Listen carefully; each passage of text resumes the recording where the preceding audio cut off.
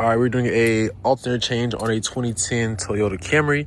If you have these codes right here, then this could be your issue. First step is to disconnect the negative on the battery. That right there is a 13 millimeter. So let's get that off real quick. All right, negative cable is off. Next thing up is the belt. So take your serpentine wrench, and that is a 14 millimeter. Tensioner is right here. Slide your 14 on there. You go, pull it towards you.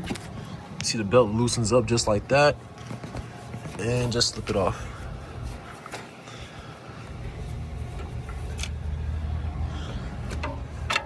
All right, so a couple of different things going on with the alternator here. We have a cable that goes right under this cover here. So that should be a 10. We'll unbolt that real quick. And we can also unbolt this bracket here. All right, so first bolt coming off here is the 10 millimeter here. This holds on a bracket that supports all these wires going to the alternator. So let's get that off real quick. Go, first bolt coming off.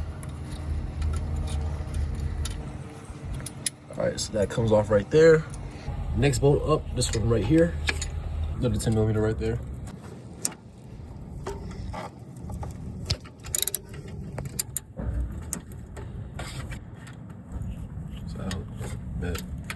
And then last thing up is wire connection that goes right here.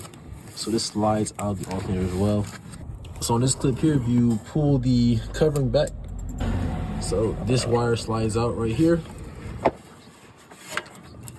And that should be all the connections, I believe. So let's go ahead and unbolt the alternator. All right, so the last step is take out two bolts. They're both 14 millimeters. There's one at the top, one at the bottom there. So sitting right there, and one more you can't really see, but this is the orientation of the actual part. So we got the 14 on our breaker bar. For that bottom bolt, I use a pretty big breaker bar to get in there and crack it loose. You're gonna need a pretty good amount of tension for it. All right, bottom bolt out. Now for the top bolt. So that top bolt here. All right, so this top bolt is the only thing holding it in. And once that comes out, this should slip right on out. All right, super long bolt here. Comes out just like that. And now this should be free to move. So let's go ahead and lift it out of here. This thing.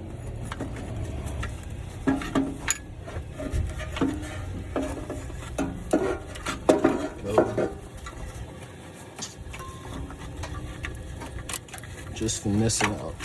All right, now that it's out, just put the new one in, reverse the steps, and let's get a jump and fire it up. If your belt happens to slip all the way off, here is the serpentine belt diagram if needed. It's pretty easy to get back on. Just loosen tension, line it up, and then reestablish tension. All right, so the car is running perfectly fine, no longer stalling out. And yeah, pretty quick job. I'm gonna leave all the parts and tools in the description below. If you have any questions about the car or need help, drop down in the comment section below. If this video helps you out, go ahead and like and subscribe. It really helps me out. Other than that, thanks for watching.